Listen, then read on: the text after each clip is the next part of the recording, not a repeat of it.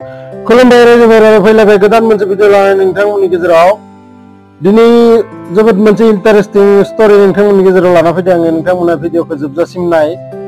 गंसे बिराद गेदेर हटेल गंसे दंमोन आरो बे हटेलाव फुंनि 9टानिफ्राय 12टायालागि आरो मोनानि 4टानिफ्राय हरनि 9टायालागि बिराद भिर, माने सोर जादो सोर फैसा होदो होआखै माने जेबो नायनो माबाखौनो मोना, टाइमखौनो मोना, ओरैबायदि भिर जायो बे मोननै टाइमाव।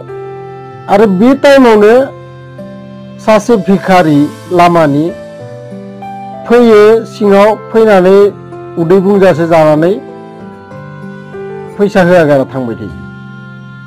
बिदिनो सासे मानसिया आरो रेगुलार कास्टमार, बे मानसिया बे भिखारिखौ खोब नोजोर होबाय थायो। बिदिनो हप्तासेसो नुबाय।